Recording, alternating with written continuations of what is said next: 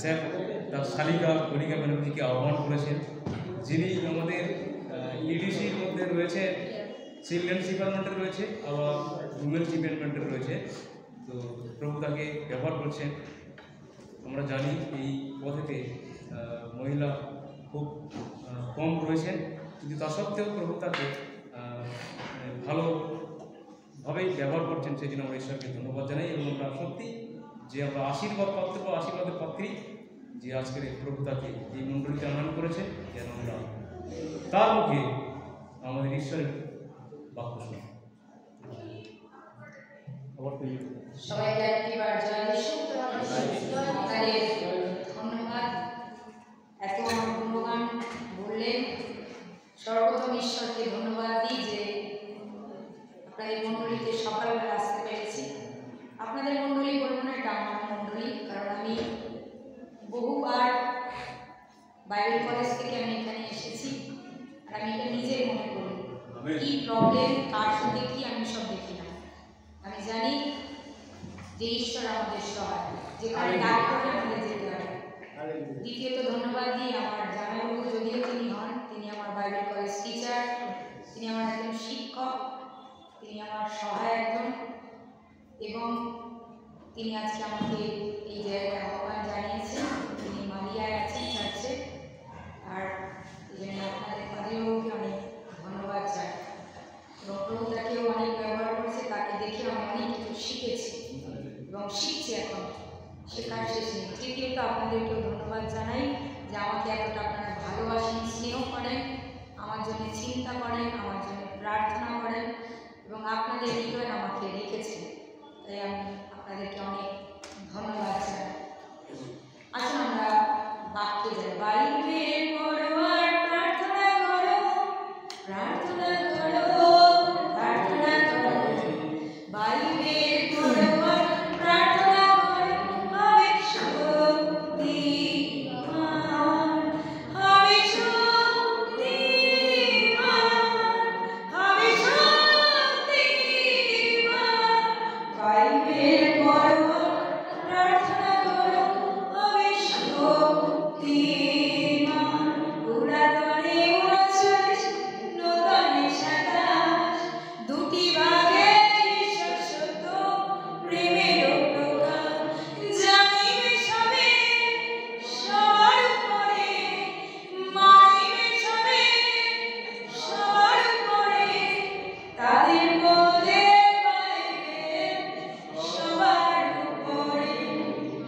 আমরা খ্রিস্টান পরিবারে জন্ম, যদিও অনেকবার সাক্ষ্য দিয়েছি, সাক্ষ্য ছাড়া জীবন বৃথা, কারণ পুরো বাইবেলটাই সাক্ষ্য, তাদের সাক্ষ্য জানি এবং যে ব্যক্তিগত আমরা এখন জীবিত, আমাদের সাক্ষ্য যদি না জানি তাহলে জেনারেশন টু জেনারেশন কি শিখবে। আর ধন্যবাদ, এখানে অনেক ইউথ রয়েছে, যুবক যুবতী, ধন্যবাদ তোমরা এখানে উপস্থিত আছো, তোমাদের দেখলে ভালো লাগে।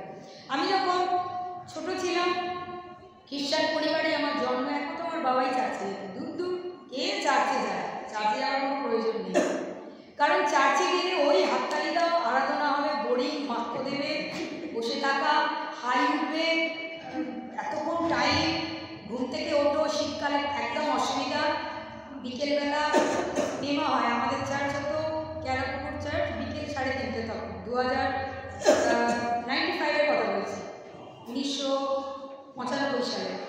তো 3:30 চার্চ হতো। তো সেই সময় 3:30-3টের সময় চ্যানেল ছিল না, দূরদর্শন, ফার্স্ট চ্যানেল, সেকেন্ড চ্যানেল, ওই 3টে মতো ছিল।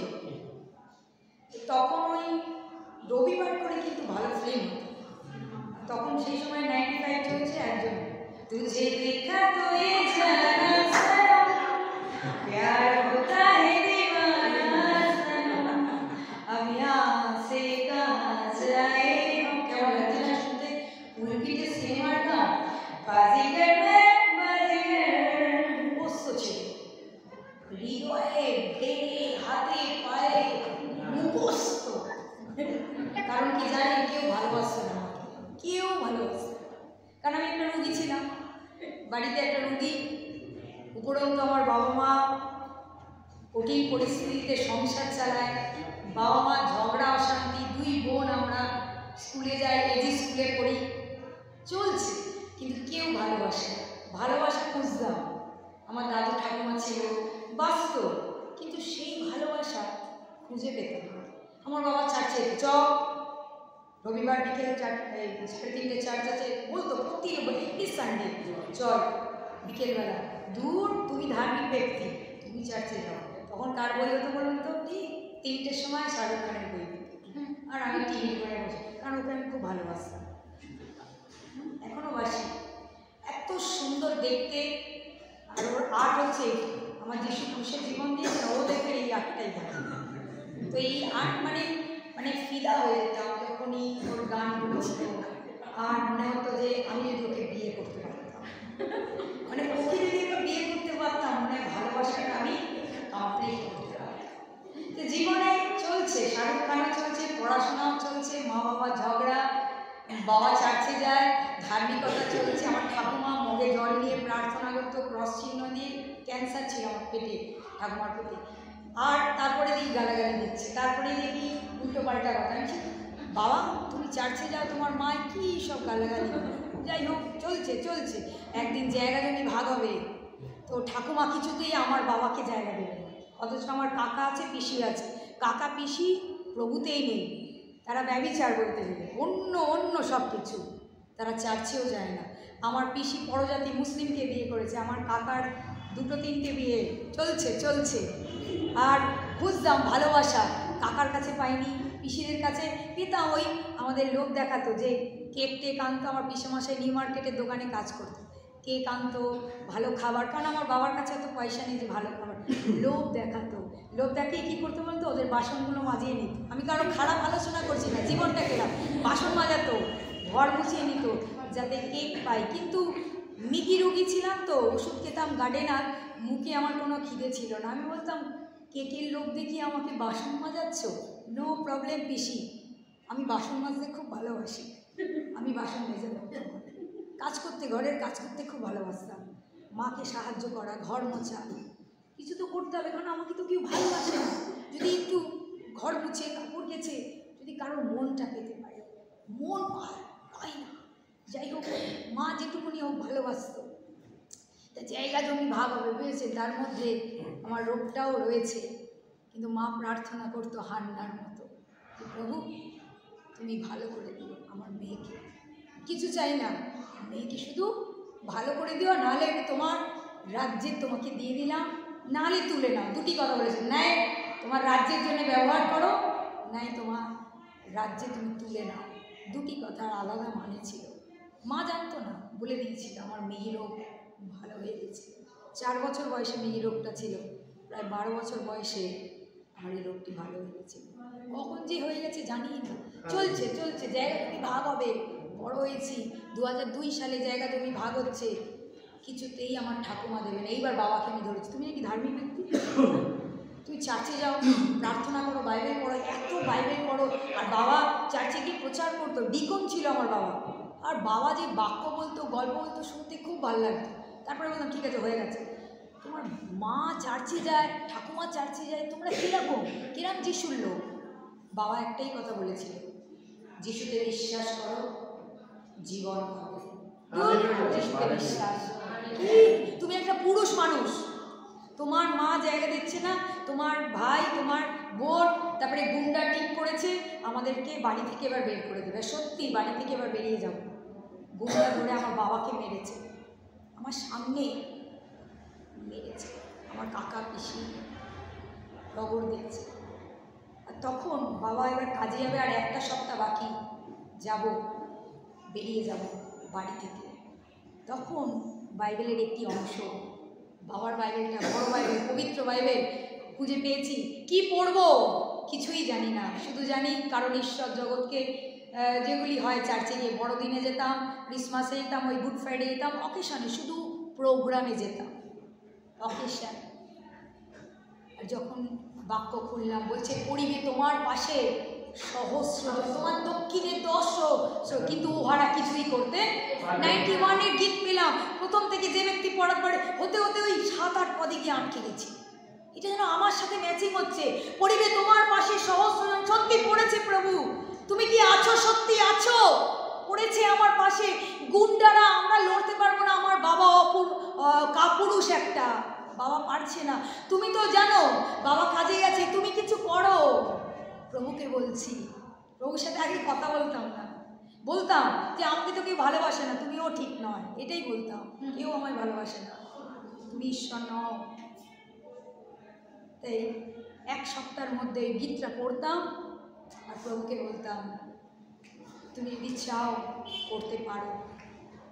আর যখন পড়ে এক সপ্তাহের মধ্যে আমার ঠাকুমা আমার বাবাকে ডেকে পাঠালো, এক সপ্তাহ পরে বেরিয়ে যাবো, যখন ডেকে পাঠালো বললো আমি ভুল কাজ করেছি, তুই তো আমার বড় ছেলে, তুই তো প্রভুতে, আমিও প্রভুতে, আমি কী করে এটা করলাম আমি জানি না, কিন্তু আমার হৃদয়ে আজ কথা বলেছে ঈশ্বর।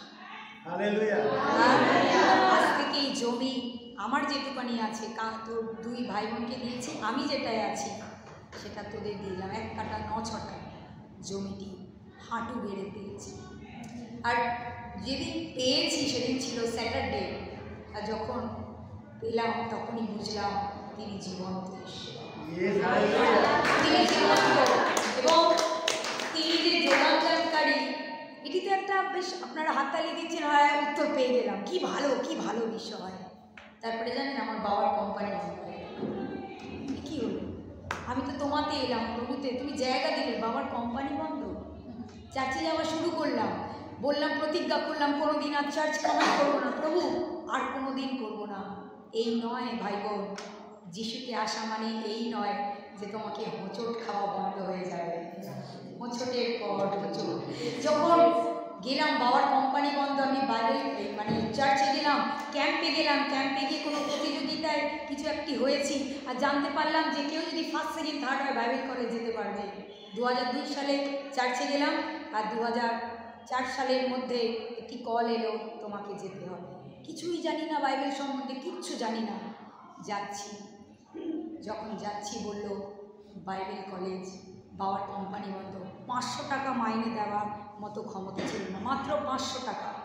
আমার জামাইবাবু দিয়েছে, সম্পাদি দিয়েছে, আমার রিলেটিভ সবাই মিলে 50 টাকা করে একটি বছর দিয়েছে। আমি বললাম প্রভু, আমি অন্যরা দিচ্ছে, আমার বাড়িতে জল ভাত খাচ্ছে, আর আমি বাইবেল কলেজে এসেছি, কিছুই নেই, একটা জামা নিয়ে গেছি, আমার জামা পর্যন্ত নেই, একটা সাবান নেই, কিছুই নেই, প্রভু কী করে চালাবো? আর বাইবেল কলেজে হাই ব্যাপার, এসি, একটা স্বর্গের ব্যাপার, কোথায় আমি চলে এসেছি।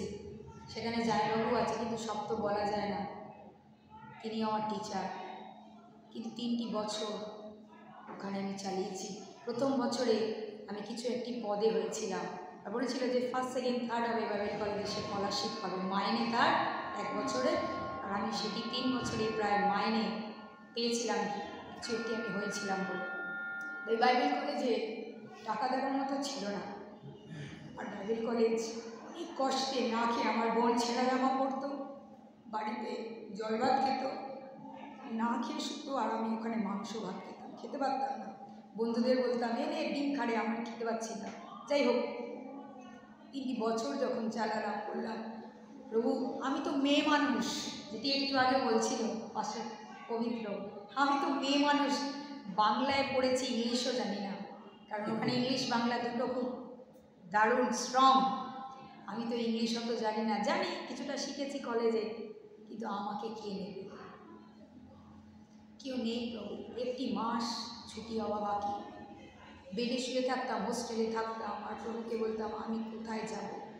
তার আগে সুখদেব স্যার ছিল বাংলা সেকশনে, যেরকম বাইবেল কলেজ ছেলেমেয়েরা এসে মিনিস্ট্রি করছে, আমি যেতাম রয় স্ট্রিটে, আর আমি বসতাম, আর আমাকে দিয়ে গান করাতো, বিভিন্ন কাজ আমি করতাম।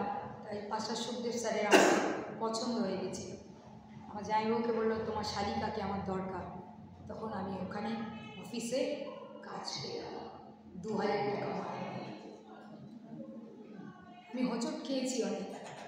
আবার দ্বিতীয় ধাপ, প্রভু বললেন আমি তোমার সবাই।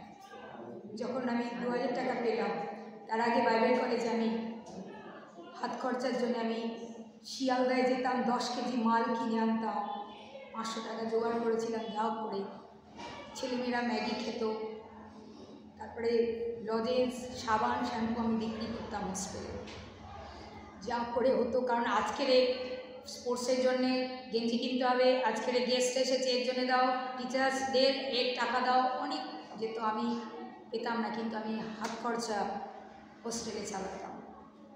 আর 10 কেজি মাল আমি হেঁটে যেতাম, হেঁটে আসতাম। আজকে আমার কোমরে সেজন্য চোট হয়ে গেছে। যাই হোক, আর কাউকে জানাতাম না, বুঝতাম না, জায়বাবুকেও বলতাম না, আর পড়তাম। তারপরে কলেজ থেকে বেরিয়ে যখন আমি কাজ পেলাম, ওইখানেই পেলাম, তখন ভাবলাম প্রভু আমাকে এত ছোট, আমি প্রভু আমাকে এখানে জুগিয়েছে। যখন ওখানে আমি কাজ পেলাম, ওখানে আমি 2008 সালে গ্র্যাজুয়েশন কমপ্লিট করে 2008 সালেই কাজ পেলাম। এবং আমাকে বাংলা সেকশনে যখন রাখলো, করতে করতে এবারে বললো তোমাকে গড়িয়াতে যেতে হবে। যখন আমি গড়িয়ায় গেলাম 2010 সালে, 8 সালে ওখানে আমি 2 বছর ফাইনালি করলাম, MIT করলাম, আর 10 সালে গেলাম গড়িয়াতে। গড়িয়া যখন গেলাম, ওখানে সমস্ত বস্তি এলাকা, যিনি আগে নিতেন, ডেঞ্জারাস 3টে মেম্বার ছিল, আর খুব ডেঞ্জারাস জায়গা, সবাই মদ খায়। তখন ভাবতাম আমি তো মেয়ে মানুষ, মেয়েদেরকে পাত্তা দেয় না, মেয়ে পাঁচটা বা মেয়েদেরকেও এই কুলপিটে অনেকে পছন্দ করে না, অনেক পুরুষরা আছে বা অনেকেই আছে করে না। আমি এটা ফিল করতাম আর বুঝতাম যে এটা আমাকে সহ্য করতে হবে। যখন আমি ওখানে গেলাম ফিল্ডে, মাঠেতে আমি করতাম, কেউ নেই, কঠিন পরিস্থিতি, আপনারা বুঝতে পারবেন না, কঠিন পরিস্থিতি। প্রভু তুমি আমাকে কোথায় ফেললে? আমিও অফিসে তো ভালো কাজ করি, অফিসে এসি, অফিসে পরিস্থিতি খুব ভালো, কেন এই ফিল্ডের মধ্যে? প্রভু বললেন সবাই যদি গদিতে বসে, ফিল্ডে কে আসবে? সবাই যদি ভালো পজিশন চায়, সবাই যদি টাকা ইনকাম করতে চায়, হাতটা কী করে জয় হবে? তখনই বললাম প্রভু আমায় ক্ষমা করো, আমি যে প্রতিজ্ঞা করেছি আমি গড়িয়াতেই কাজ করব, যতদিন তুমি আমাকে গড়িয়াতে রেখেছ। যখন গড়িয়াতে কাজ করা শুরু করলাম, কোনো জায়গা নেই, হতে হতে 3 জন থেকে আজকে 2010 সালের এই 2016তে, এই 25-এ আজকে 16টি বছর, আজকে প্রভুর নানা পরিস্থিতির মধ্যে দিয়ে আজকে একটি মণ্ডলী স্থাপিত করেছে। আগে ছিল 3 জন, এখন সেই জায়গায় 200 জন আমার আছে। আর আমি করিনি, এটা একমাত্র প্রভু।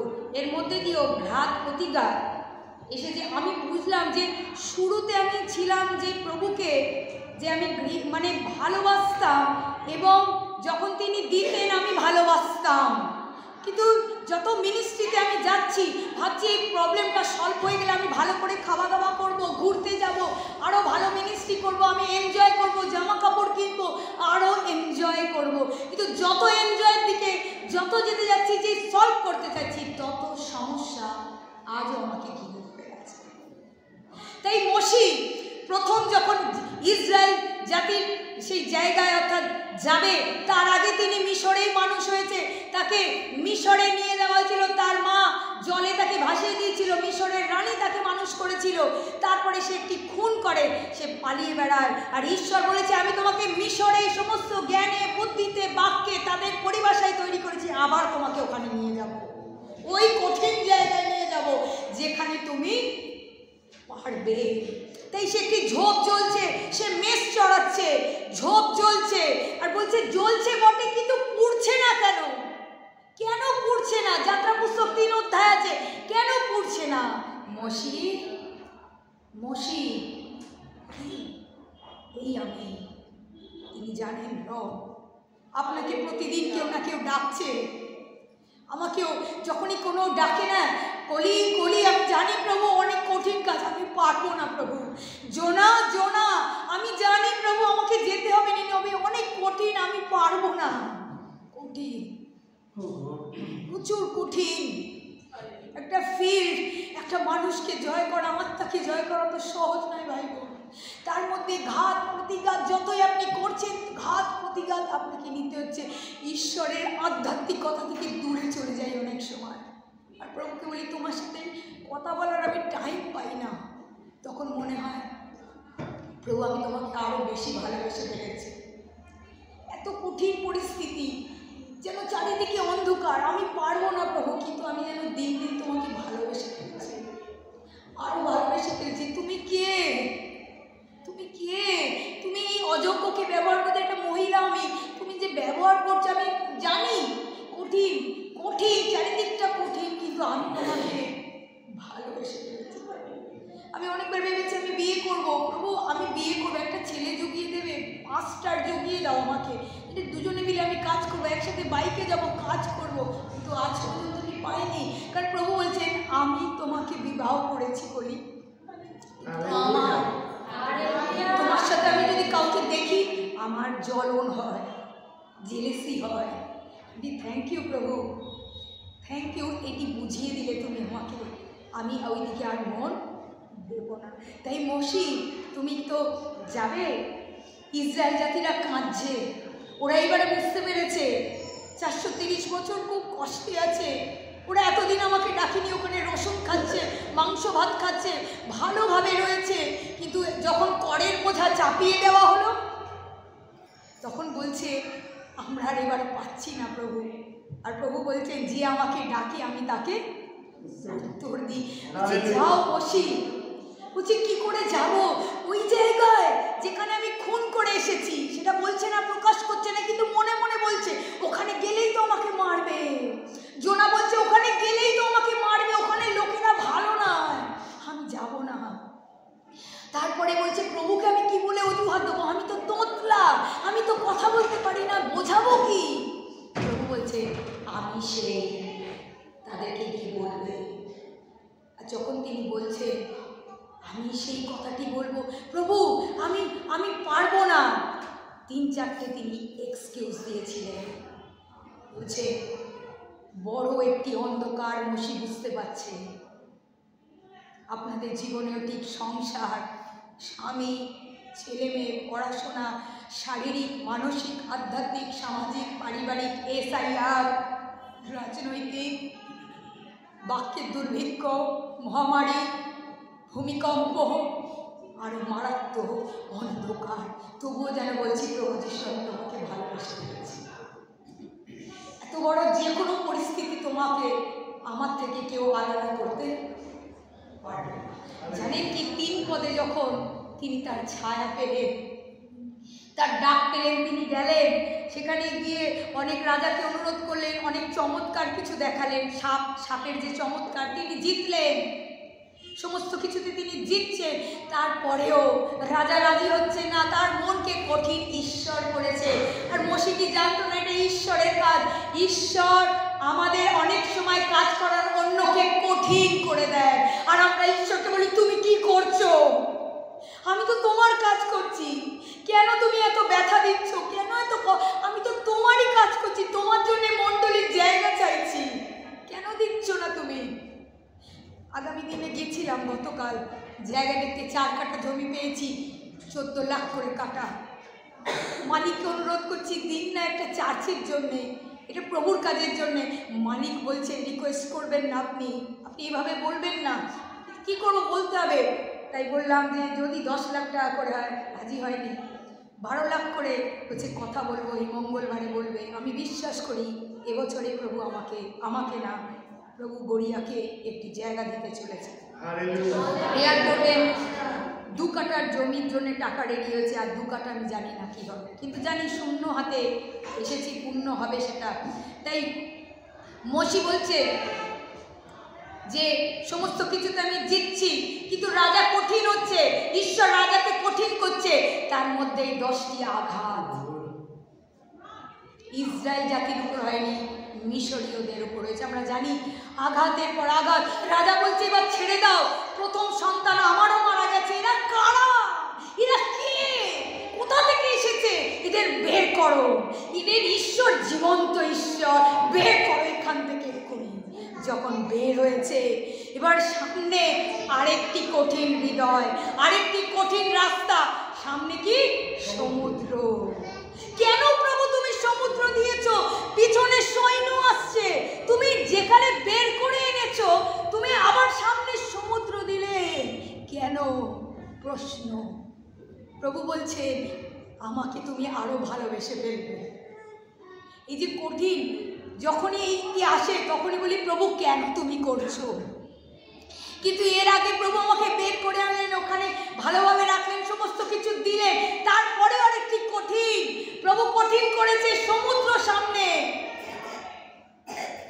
যখন সমুদ্র পার হবে, মসি দাঁড়িয়ে আছে সামনে, মসিও জানে না কি করবে। মসি যখন হাতে লাঠি, প্রভু বললেন তোমার হাতে কি আছে?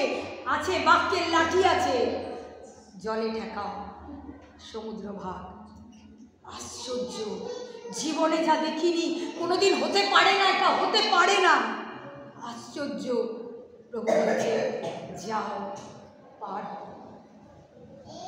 কালকে আমি যখন অটো করে উঠেছি, বলি প্রভু যদি অটো খালি, যদি প্যাসেঞ্জার ভরে যায়, অটোওয়ালা যাতে অসুবিধা না হয়, আমি এরকম প্রেয়ার করি যাতে খালি অটো নয়, প্যাসেঞ্জারে মানে ড্রাইভারে যাতে টাকা হয়। প্রভু যদি ভরে যায়, জানবো ওখানে গিয়ে আমার জায়গাটার কিছু একটা কথা হবে।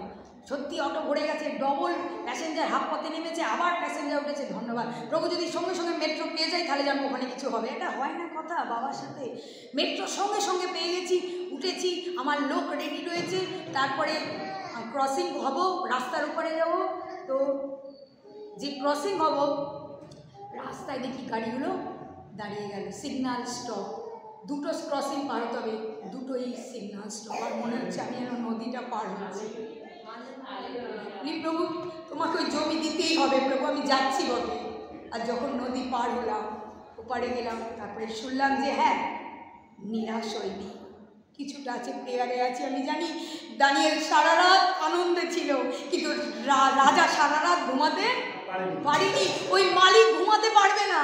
ও মালিক বলবে ওরা কারা, যে এরা এসেছিল, কি চাইছে ওরা, কি জন্য চাইছে ওরা, কে ওরা, ঘুমাতে পারবে না। একদিন আমি যখন ওই পৌরসভায় চেঞ্জ হয়, পৌরসভায় এবার চলে যাব, দ্বিতীয় কাউন্সিলর আসে, আর উনি বলেন হবে না। আর আমরা সারা রাত প্রেয়ার করেছি। উনি বললেন আপনারা কারা? কেন বলুন তো? আমি সারা রাত ঘুমাতে পারিনি। কেন, কি হয়েছিল? আমি ঘুমাতে পারিনি। আপনি এখান থেকে যাবেন না, যতদিন পারেন এইখানে আরাধনা নিন। ইলেকট্রিক কিচ্ছু দিতে হবে না, কোনো ঘর ভাড়া দিতে হবে না, আপনাকে রং করে দেবো, যত প্রবলেম আপনি এখানে চালান, যতদিন আমি আছি। কে করেছে? ঈশ্বর করেছে। আর যখন মসি পরপর পার হচ্ছে, সমুদ্র পার হলো, ও পাড়ে গেল, লোকেদের বচসা, ওখানে ভালো খেতাম, রসুন ছিল, মাংস ছিল, আরও যাবতীয় খাবার, ভালো জায়গা ছিল। যদিও জানি করের বোঝা। কি করলে মসি তুমি? কোথায় মরুভূমিতে এনেছো? এখানে তো কিচ্ছু দোকানঘাট কিছু নেই, কোনো জল নেই, খাবার নেই, কি করব? মসি বচসার মধ্যে মাঝখানে ঈশ্বর, ইসরায়েল জাতি আর তিনি মধ্য। তিনি প্রচুর কষ্টে আছেন। প্রভু আমি পাচ্ছি না, আমি আর পাচ্ছি না প্রভু, কেন তুমি বারবার এটা করছো? মসি আমি তোমার সকালে আছি, আমি ওদের বচসা শুনেছি, আমি শুনেছি, আমি জানি। তাই জন্য তিনি 34 পদ এলেন, 3 পদে তিনি এবার এটা বের করতে বলবো। যাত্রা পুস্তক 33 অধ্যায় 12 থেকে 17, আর 10 মিনিট মতো নিয়ে আমি শেষ করব। যাত্রা পুস্তক 33 অধ্যায়। আর মসি সদাপ্রভুকে কহিলেন, দেখো তুমি আমাকে বলিতেছ এই লোকটিকে লইয়া যাও, কিন্তু আমার চুরি করিয়া যাকে গ্রহণ করিবে তাহার পরিচয় আমাকে দেও নাই। কথা কি বলিতেছ, আমি নাম দ্বারা তোমাকে জানি, এবং তুমি আমার দৃষ্টিতে অনুগ্রহপ্রাপ্ত হইয়াছ। ভালো, আমি যদি তোমার দৃষ্টিতে অনুগ্রহপ্রাপ্ত হইয়া থাকি, তবে বিনয় করি আমি যেন তোমাকে জানিয়া তোমার দৃষ্টিতে অনুগ্রহ পাই। এই জন্য আমাকে তোমার পথ সফর জ্ঞাত করো, এবং এই জাতিতে তোমার প্রজা ইহা বিবেচনা করো। তখন তিনি কহিলেন, আমার সিনুক তোমার সহিত গমন করিবেন, এবং আমি তোমাকে বিশ্রাম দিব। আমেন। তাহাতে তিনি তাহাকে কহিলেন, তোমার সিনুক যদি সঙ্গে না যান, তবে এখান হইতে আমার দিকে লইয়া যাইও না, কেননা আমি ও তোমার এই প্রজাগণ যে তোমার দৃষ্টিতে অনুগ্রহপ্রাপ্ত হইয়াছি, ইহা কিসে জানাবে? আমাদের সহিত তোমার গমন দ্বারা কি নয়? তদ্বারাই আমি ও তোমার প্রজাগণ ভূমণ্ডলস্থ যাবতীয় জাতি হইতে বিশিষ্ট। পরে সদাপ্রভু মসিকে কহিলে, এই যে কথা তুমি বলিবে তাহাও আমি করিব, কেননা তুমি আমার দৃষ্টিতে অনুগ্রহপ্রাপ্ত হইয়াছ, এবং আমি নাম দ্বারা তোমাকে জানি। আমেন। যখন 3 অধ্যায় তার দর্শন পেলেন, 3 অধ্যায় থেকে প্রায় 33 অধ্যায় পর্যন্ত অনেক ঘাত প্রতিঘাতের মধ্যে দিয়ে মশি গেছে। 10টি আঘাত, লোকেদের বচসা, সমুদ্র পার করা, মরুভূমিতে কত বছর সেখানে বসবাস করা। আর 33 পদে এসে কি বলছে যে 13 পদে, ভালো আমি যদি তোমার দৃষ্টিতে অনুগ্রহ প্রাপ্ত হই, 33 অধ্যায় 13 পদে, হইয়া থাকি তবে বিনয় করি, আমি যেন তোমাকে জানিয়া তোমার দৃষ্টিতে অনুগ্রহ পাই। তুমি কে এবার আমাকে একটু জানাবে? তুমি কে? আমি জানি তুমি সমুদ্র ভাগ করেছো, তুমি মান্না দিয়েছো, জল দিয়েছো, ওখান থেকে এগুলো সব দেখেছি নিজের চোখে, কিন্তু তুমি কে?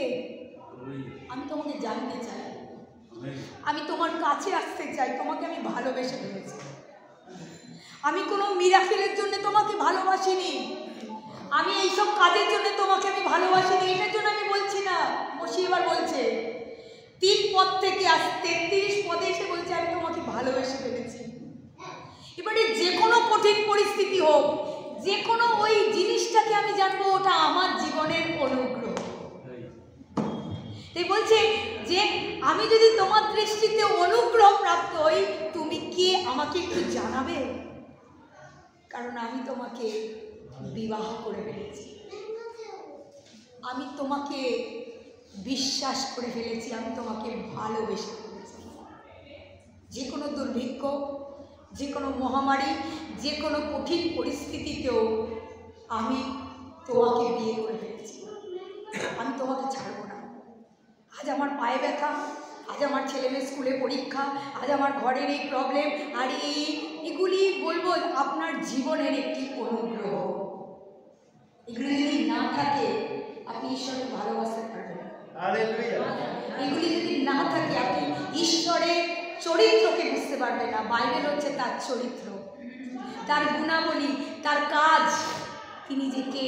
আমরা চাই ঈশ্বরকে সামনে দেখতে, ঈশ্বর বলছে এই তো আমি, আর আমি কর্ম দ্বারা তোমাকে নিজেকে প্রকাশ করতে চাই। তাই যখন সাধু পৌল প্রথম অবস্থায় তিনি খ্রিস্টানদের ধরে ধরে মারতেন, কিন্তু যখন তিনি ঈশ্বরের দর্শন পেলেন, আপনি যখন ঈশ্বরের দর্শন পান সেই মোমেন্টে আপনার বলা উচিত যে কোনো পরিস্থিতি ওটি আমার অনুগ্রহ, যেন আমি না বলি কেন কেন কেন এটা হোক। আমার মধ্যে যেন প্রশ্ন না থাকে, বলবো প্রভু যদি তোমার দৃষ্টিতে আমি অনুগ্রহ পেয়েছি, আমাকে তুমি ব্যবহার করো যে কোনো অন্ধকারে।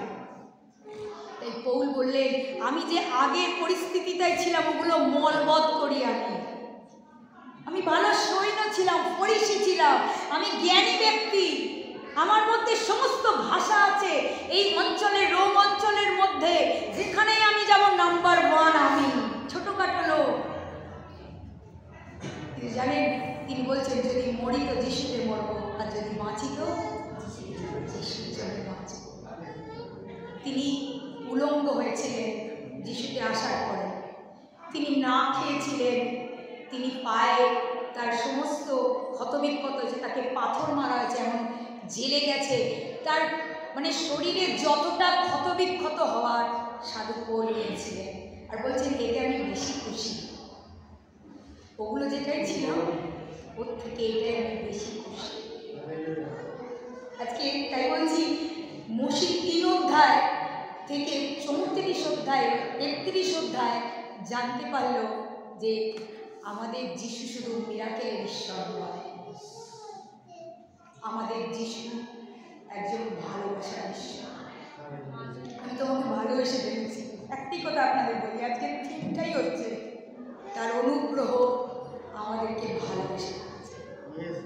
প্রতিটি মুহূর্তে এই সোনারপুর অঞ্চলে আমি দেখেছি অনেক ঘাত প্রতিঘাত। আমি দিন প্রতিদিন বেথেল চার্চের জন্যে, পাখিরলাই চার্চের জন্যে, তারপরে কুলতুলি চার্চ, সোনারপুর চার্চ, নিজের জাহাজ চার্চ, যেখানে কঠিন পরিস্থিতি দেখি আমি পালকের জন্য প্রেয়ার করি। যেন উনি বোঝেন এটি আমার অনুগ্রহ। কেউ যদি আমাকে কিছু বলে আমি হেসে দিই, হ্যাঁ থ্যাংক ইউ। এটা আগে ছিল না, আগে রেগে যেতাম। হ্যাঁ ঠিক নয়, অবশ্যই শাসন থাকবে, কিন্তু এখন আর কিছু মনে হয় না।